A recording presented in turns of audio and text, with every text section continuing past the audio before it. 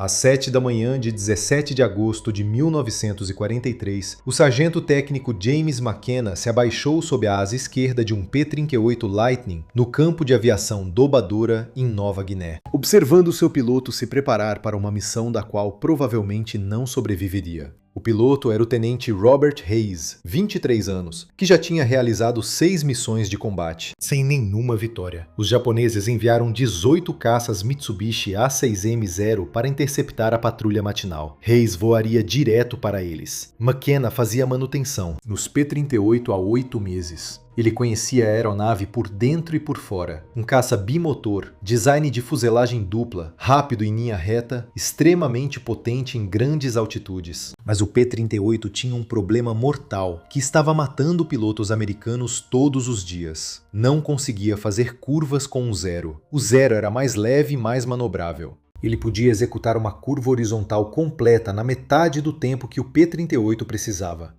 Em um combate aéreo, essa diferença significava a morte. A doutrina americana dizia que os pilotos do P-38 nunca deveriam fazer curvas com zeros, nunca tentar superá-los em manobrabilidade. Usem a velocidade, usem a altitude. Mergulhe, atire, suba, bata e corra. Não se deixe envolver em combates giratórios. Hayes já tinha tentado essa doutrina 5 vezes. Não funcionava. Os Zeros eram espertos demais. Eles atraíam os pilotos americanos para curvas, cortavam seu raio de giro, colavam na cauda e os abatiam. A 5ª Força Aérea perdeu 37 P-38 nas últimas 6 semanas. A maioria foi abatida após ser atraída para combates giratórios dos quais não conseguia escapar. McKenna tinha visto muitos pilotos morrerem. Pessoas boas, na verdade crianças. Eles subiam em seus P-38 cheios de confiança e voltavam em caixões, ou nem voltavam. O manual de treinamento dizia que o problema era erro do piloto. Os instrutores diziam que esses pilotos não seguiam a doutrina, mas McKenna sabia melhor. O problema não era o piloto. Eram os cabos de controle. Os cabos de controle dos ailerons do P-38 passavam pelas fuselagens duplas até a cauda, depois seguiam para frente através de roldanas, até as superfícies de controle das asas. O sistema de cabos tinha folga, não muita, talvez 3/8 de polegada quando flexionado ao máximo. Mas essa pequena folga criava um atraso entre o movimento do manche e a resposta do aileron. Em alta velocidade não importava. Em baixa velocidade, em manobras de curva tensas, esse atraso de fração de segundo era a diferença entre rolar para dentro do raio de giro de um zero e ser abatido. McKenna havia mencionado isso ao oficial de engenharia 2 meses antes. O oficial disse que a tensão dos cabos estava dentro das especificações. A tolerância de fábrica permitia essa folga. Alterá-la anularia a garantia da aeronave. Além disso, nenhum mecânico de campo tinha autoridade para modificar o sistema de controle de voo. Isso exigiria a aprovação técnica da Lockheed, e a Lockheed estava a 7.000 milhas de distância, na Califórnia. Então McKenna fez algo que violava todas as regras do manual de manutenção, do Exército e da Força Aérea. Ele pegou um pedaço de corda de piano de uma aeronave danificada, cortou com 6 polegadas de comprimento, dobrou em forma de Z e instalou-o como um tensor. No cabo de controle do aileron esquerdo do Tenente Hayes, a modificação levou 8 minutos, adicionou 0,4 libras de tensão ao cabo, eliminando completamente a folga. Ninguém notou. A equipe de inspeção naquela manhã não verificou a tensão do cabo porque estavam focados no nível de óleo do motor e na carga de munição. McKenna não disse nada. Ele observou o Hayes taxiar para a pista, observou-o decolar, observou o P-38 desaparecer no céu da manhã. Rumo aos caças japoneses, o que aconteceu nos próximos 17 minutos mudaria a forma como todos os P-38 no Teatro do Pacífico operavam. O primeiro piloto que McKenna perdeu para um zero foi o tenente David Chen, em 9 de julho de 1943. Chen estava no teatro de guerra há 3 semanas. McKenna já havia trabalhado em seu avião. Toda manhã eles falavam sobre a Califórnia. Chen era de Sacramento, McKenna de Long Beach. Ambos consertavam carros antes da guerra. Chen decolou às 6 horas. Após 15 minutos em uma missão de varredura de caças, ele retornou 2 horas depois com 3 buracos de bala no painel esquerdo e uma história sobre um zero que, dentro da sua curva, Chen disse que tentou rolar para fora e mergulhar como instruído, mas o avião parecia reagir lentamente. como se houvesse um atraso entre o momento em que ele movia o manche e o avião realmente rolava. O Zero quase o acertou. A única coisa que o salvou foi seu companheiro de ala, que atirou o Zero de sua cauda. McKenna olhou para os buracos de bala. Eles estavam em um grupo apertado, com uma deflexão perfeita. O piloto do Zero liderou Shen perfeitamente. Previu exatamente onde o avião de Shen estaria. Isso não seria possível se Shen tivesse rolado bruscamente e mergulhado imediatamente. A menos que o avião tivesse atrasado o suficiente para o Zero obter a liderança precisa, Shen não voou novamente. Seu avião foi levado para o hangar para reparos. McKenna nunca mais o viu. 3 semanas depois, ele ouviu que Chen foi morto pilotando outro P-38 em Rabaul. A mesma história. Preso em um combate aéreo circular, incapaz de rolar para fora rápido o suficiente. O segundo piloto foi o capitão William Morrison. Morrison era líder de esquadrão. Veterano com 11 abates, ele conhecia o P-38 por dentro e por fora, conhecia suas limitações, voava de forma inteligente. Em 3 de agosto, o esquadrão de Morrison interceptou 8 zeros. A 12 mil pés sobre a Baía de Ouro, Morrison abateu um zero na primeira passagem. Retornou para outro ataque, 2 zeros inverteram em sua direção. McKenna ouviu a comunicação de rádio depois. Morrison tentou rolar invertido e fazer um split S para se afastar, gritando que seus controles pareciam moles. Os zeros o seguiram durante a manobra. Abateram-no a 4 mil pés. O companheiro de ala de Morrison disse que parecia que o avião de Morrison não estava reagindo rápido o suficiente, como se ele estivesse lutando contra os controles. Morrison morreu no impacto. O chefe da equipe de terra de Morrison era amigo de McKenna, um homem chamado Rodrigues do Texas. Rodrigues tinha certeza de que algo estava errado com o avião de Morrison. Ele verificou tudo depois que recuperaram os destroços, configurações do motor, ajuste das superfícies de controle. Esticados, tudo dentro dos padrões, não há nada de errado com o avião. O relatório oficial diz erro do piloto. Rodrigues não acredita nisso. McKenna também não acredita.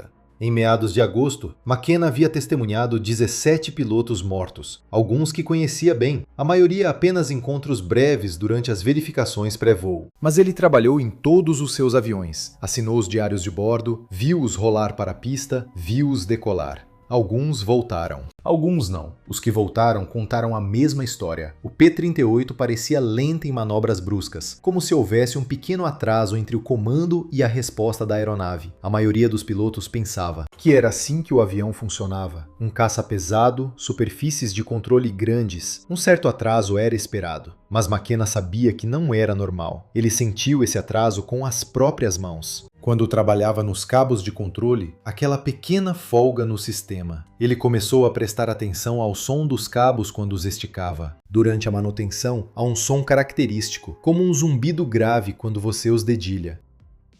Cabos frouxos soam diferentes de cabos esticados. McKenna conseguia ouvir a diferença. Cada P-38 na linha de montagem tinha cabos que soavam um pouco frouxos, dentro do padrão, mas ainda frouxos. Ele mencionou isso a Rodrigues numa noite, depois que Morrison morreu. Rodrigues perguntou se algo poderia ser feito.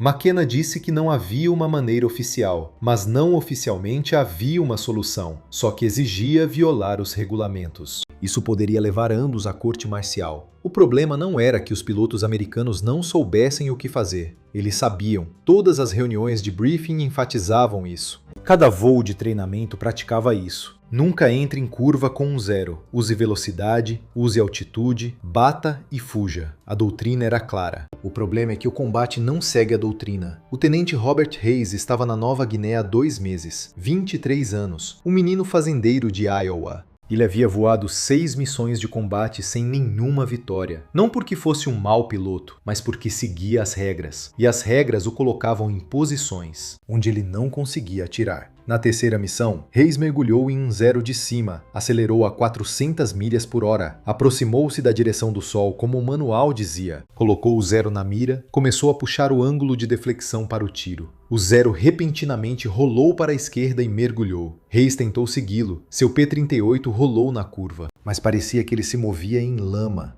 Quando seu avião apontou para onde queria, o zero havia desaparecido. Hayes puxou, subiu de volta à altitude, sem disparar um tiro. A quarta missão foi pior. Hayes e seu piloto de asa atacaram 2 zeros a 15.000 pés. Hayes disparou a primeira rajada. Errou. O zero virou bruscamente para a direita. Hayes rolou atrás. O piloto de asa gritou sobre mais 2 zeros vindo de cima. Hayes tentou nivelar e mergulhar para escapar. O avião respondeu, mas lentamente. Lento o suficiente para que um dos zeros mergulhasse e disparasse uma rajada de 3 segundos no trem de pouso direito de Hayes. Canhões de 20 milímetros. Eles não perfuraram, mas assustaram Hayes o suficiente para ele recuar da batalha e voar de volta à base com o motor fumegando.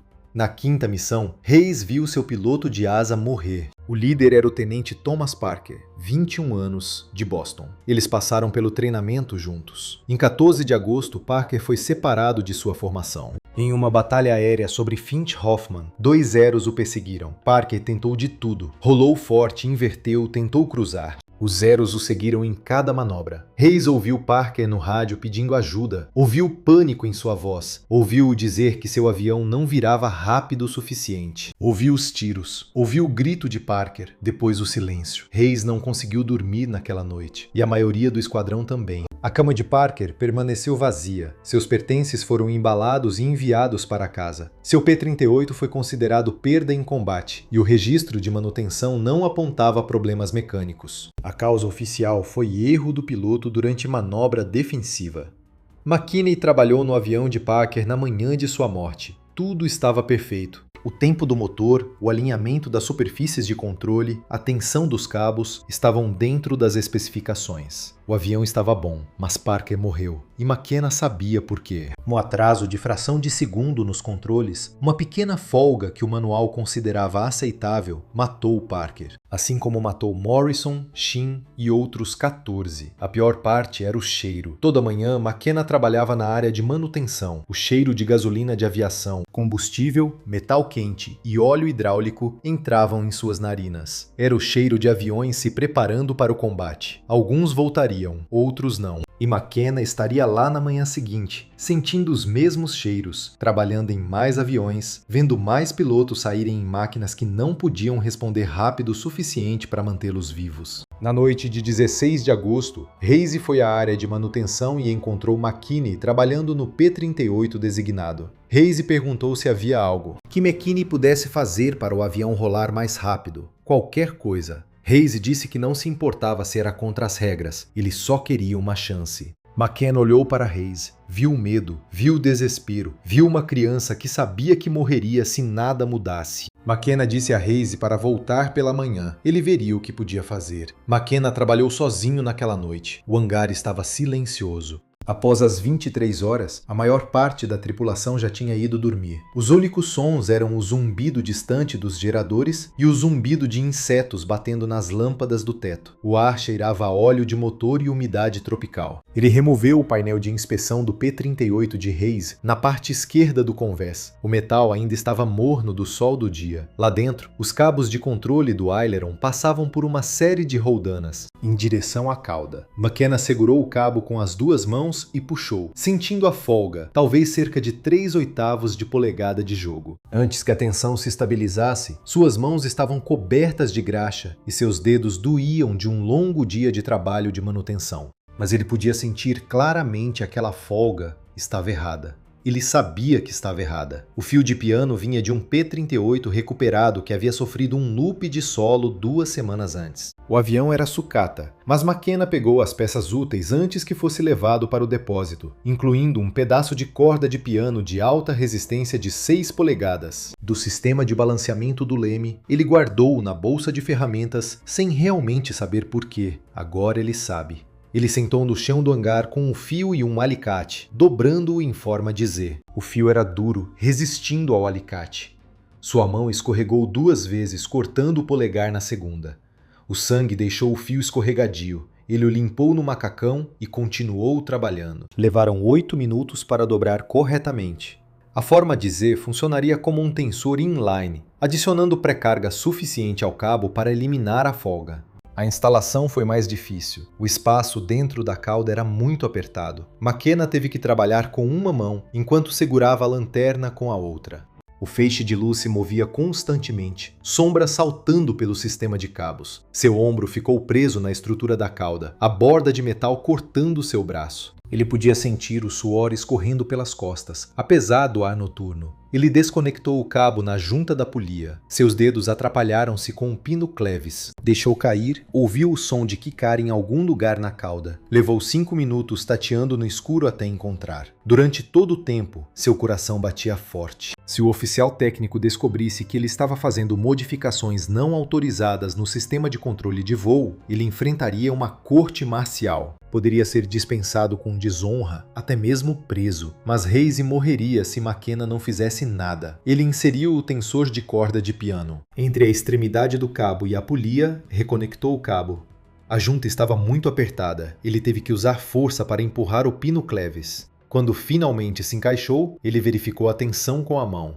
Puxou o cabo sem folga. A superfície de controle moveu-se imediatamente. Perfeito. McKenna recolocou a placa de inspeção, guardou as ferramentas, limpou o sangue do fio e da sua mão. Saiu do hangar a 1h15. A noite tropical estava úmida e silenciosa. Em algum lugar distante, ele ouviu o som de um motor de avião, provavelmente um ataque noturno japonês. O som fez seu estômago revirar. Ele acabara de modificar o sistema de controle de voo sem permissão, usando uma peça não padrão, violando pelo menos uma dúzia de regulamentos. Se a modificação falhasse durante o voo, Hayes cairia e McKenna seria responsável. Mas se funcionasse, Hayes poderia viver. McKenna foi para sua cama, não dormiu, olhou para o teto até o amanhecer. Às 6h30 ele foi para a pista, viu a equipe reabastecer e armar o avião de Hayes, viu Hayes sair para participar da reunião de briefing pré-voo, viu ele subir na cabine às 7h42. Hayes decolou. McKenna ficou na pista e viu o P-38 subir no céu da manhã. Viu ele se juntar à formação com outros 16 aviões. Viu eles voarem para noroeste em direção ao espaço aéreo japonês. E então, tudo o que ele pôde fazer foi esperar. O combate começou às 8h14. O esquadrão de 4 P-38 de Hayes interceptou 9-0 a 13.000 pés sobre o Mar Amarelo.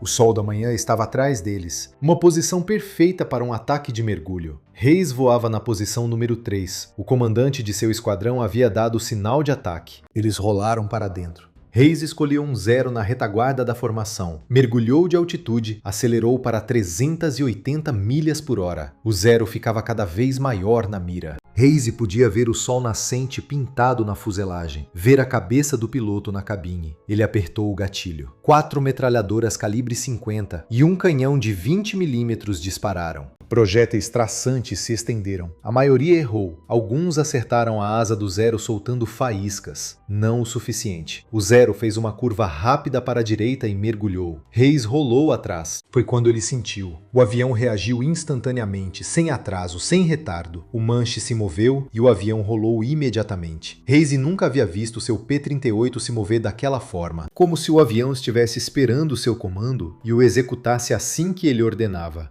Ele rolou 90 graus. Em metade do tempo normal, ele baixou o nariz. O 0 estava bem ali na mira. Ele atirou novamente, uma rajada de 3 segundos. Os projéteis percorreram a fuselagem do 0 da cauda à cabine. O motor do 0 explodiu. Estilhaços voaram. O avião virou de ponta cabeça e caiu na floresta abaixo, deixando um rastro de fumaça preta, a primeira morte de Hayes. Mas não havia tempo para comemorar. Seu companheiro de voo gritou: "0 mergulhando de cima!" Hayes olhou para cima. Viu 3 mergulhando em uma trajetória rasa, chegando muito rápido. Eles o viram abater seu companheiro. Agora queriam vingança. Hayes empurrou o manete para a frente. Começou a subir, mas o 0 é mais rápido em mergulho. Eles o alcançariam em segundos. Sua única opção era inverter e lutar. Todos os instintos gritavam para ele continuar subindo. Continuar fugindo era a doutrina, mas a doutrina hoje significava morte. Ele rolou bruscamente para a esquerda, puxando o P-38. Virou como nunca antes. O nariz do avião cruzou o horizonte. Ele viu o 0 líder virando para persegui-lo, mas não esperava que Hayes invertesse tão rápido.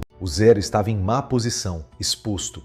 Hayes puxou à frente, atirou. Acertou a raiz da asa esquerda do 0. A asa se dobrou. O 0 caiu girando. 2 mortes em 30 segundos. Os 2 zeros restantes tentaram cortar com ele, girando alternadamente para obrigá-lo a exceder. Hayes o seguiu cada vez que mudavam de direção. Seu P-38 virava nas curvas imediatamente, sem atraso, sem lutar com os controles. O avião fazia exatamente o que ele queria, no momento em que ele queria, como se estivesse pilotando um avião diferente, como se alguém tivesse removido os pesos invisíveis do sistema de controle. Às 1h, ele cometeu um erro. Inverteu com muita força, perdeu velocidade demais. Hayes ficou dentro da curva dele, distância curta, talvez 200 pés. Ele atirou, não podia errar. O Zero se desintegrou. Fragmentos do avião caíram pela cabine de Hayes. Ele sentiu o P-38 tremer quando estilhaços atingiram a asa direita. 3 mortes. O quarto Zero escapou. Hayes não perseguiu. Ele estava sem combustível e munição. Ele subiu de volta à altitude, juntou-se ao que restava do esquadrão. Eles voaram para casa. Toda a batalha durou 7 minutos quando Hayes pousou em Dobadura às 9h03 e McKenna esperava na pista. Hayes desligou o motor, saiu da cabine, suas mãos tremiam. O macacão de voo estava encharcado de suor. Ele foi direto até McKenna. Hayes disse 2 palavras. Funcionou. Nenhum dos dois percebeu que outros 6 pilotos haviam observado o combate de Hayes do alto. O capitão Frank Mitchell viu toda a batalha de 15.000 pés. Mitchell era o líder do esquadrão no Esquadrão 4, 175 do grupo de caça. Ele observou o grupo de Hayes envolvido com zeros abaixo, quando notou algo incomum. O P-38 de Hayes rolava mais rápido que qualquer Lightning que Mitchell já tinha visto. O avião girava através das manobras como se pesasse metade do que deveria. Mitchell sabia que todo piloto no campo de batalha conhecia seu nível. Hayes era bom, mas não tão bom. Havia algo de diferente em seu avião. Após pousar, Mitchell encontrou Hayes na sala de entrevista. Hayes ainda estava agitado pela adrenalina, mãos tremendo ao preencher o relatório de combate. 3 abates confirmados. Mitchell perguntou se ele tinha algo mais. Hayes disse que não sabia. Seu avião apenas reagiu. Melhor hoje, mais rápido. Mitchell perguntou se a manutenção tinha feito algo no avião. Hayes disse que ele deveria falar com o sargento técnico McKenna. Mitchell encontrou McKenna na área de manutenção 2 horas depois. McKenna estava trabalhando em outro P-38, suas mãos pretas de graxa, macacão manchado de óleo hidráulico. Mitchell perguntou diretamente: "O que você fez no avião do Hayes?" McKenna o olhou por um longo momento e disse: "Ajuste de cabos de piano. Modificação de cabos. Alteração não autorizada no sistema de controle de voo." Mitchell ouviu sem interromper. Quando McKenna terminou, Mitchell perguntou se ele poderia fazer a mesma modificação no avião de Mitchell. McKenna disse que sim, mas Mitchell precisava entender o risco. Essa modificação não era aprovada, não testada. Se algo desse errado, ambos enfrentariam acusações. Mitchell disse que não se importava. Ele havia perdido 4 pilotos de seu esquadrão no último mês. Todos foram pegos em batalhas de círculo das quais não conseguiam escapar. Se houvesse algo que pudesse ajudá-los a sobreviver, ele queria. Os regulamentos podiam esperar. Naquela noite, McKenna modificou o P-38 de Mitchell.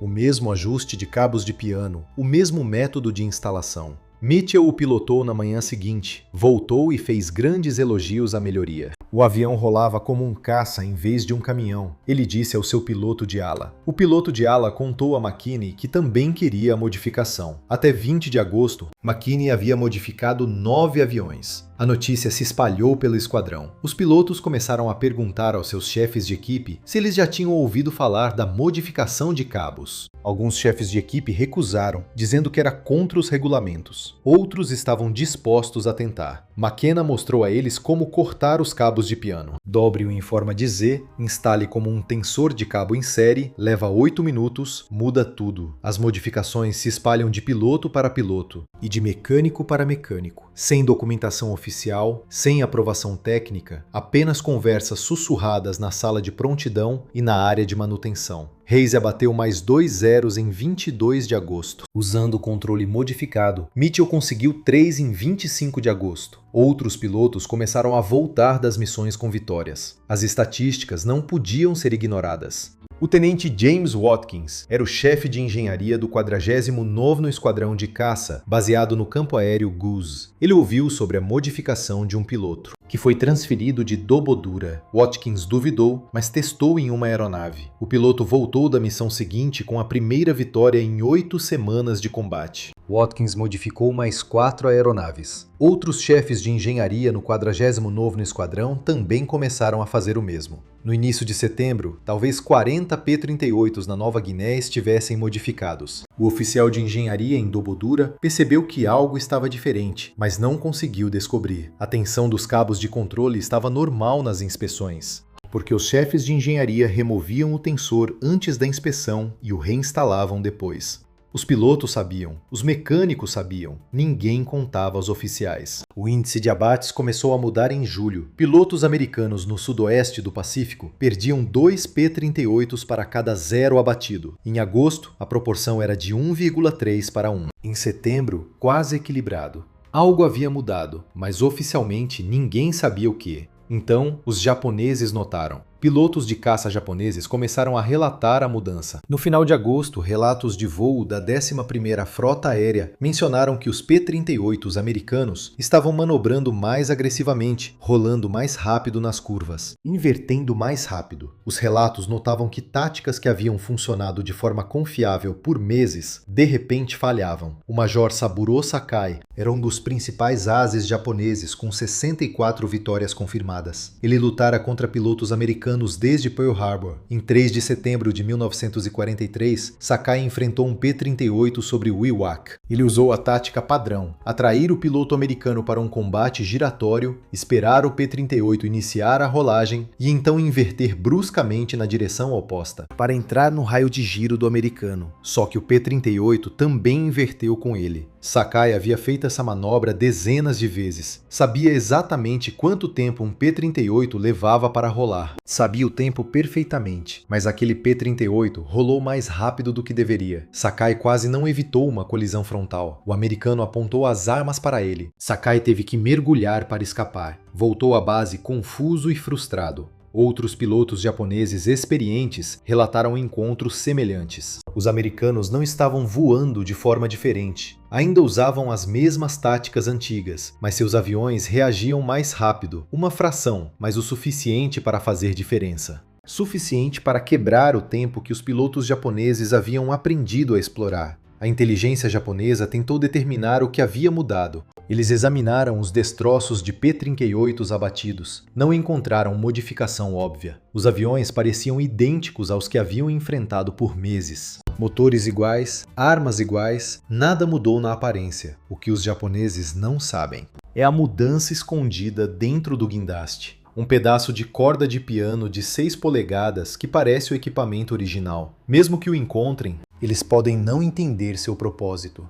Não é um novo sistema de armas, nem um novo motor, apenas uma pequena modificação na tensão do cabo de controle. Mas essa pequena modificação está matando seus pilotos. Em meados de setembro, pilotos japoneses estavam perdendo aeronaves para o P-38 a uma taxa nunca vista desde o início da guerra. O impacto psicológico é enorme. Por 2 anos, os pilotos do Zero dominaram os céus em combates de curva. Sabiam que podiam derrotar qualquer coisa. Os americanos voam com confiança desmoronando. Pilotos que antes atacavam agressivamente tornam-se cautelosos, hesitantes. Já não têm certeza se suas táticas funcionam. Os japoneses tentam se adaptar. Alguns pilotos param de tentar combates de curva com o P-38. Em vez disso, usam táticas de ataque e fuga. Mas isso significa abandonar sua principal vantagem. A força do Zero é a manobrabilidade. Lutar como o P-38 significa lutar do jeito americano. E o P-38 é mais rápido. É mais fortemente armado e aguenta mais danos. Outros pilotos tentam compensar sendo mais agressivos, aproximando-se a distâncias mais curtas antes de abrir fogo, assumindo mais riscos. Mas agressividade sem capacidade de superar o adversário em curvas significa apenas morte mais rápida. Alguns pilotos japoneses experientes morreram em setembro, quando testavam táticas que funcionavam perfeitamente em julho. O problema fundamental dos pilotos japoneses é que estão lutando contra um inimigo que não podem ver. Eles sabem que algo mudou, mas não sabem o que é e não conseguem descobrir como lidar com isso. Você não pode desenvolver táticas contra uma modificação que não sabe que existe. No final de setembro, a 11ª Frota Aérea perdeu 38 caças em combates com o P-38. As perdas americanas no mesmo período foram de 22 aeronaves. A proporção se inverteu pela primeira vez na Guerra do Pacífico. O P-38 está destruindo Zeros a uma taxa melhor que 1 a 1. O comando japonês ordenou que seus pilotos evitassem combater o P-38 a menos que tivessem vantagem numérica significativa. Essa ordem marcou um ponto de virada. O Zero passou de predador a presa, e tudo por causa de um pedaço de corda de piano que ninguém tinha permissão para instalar.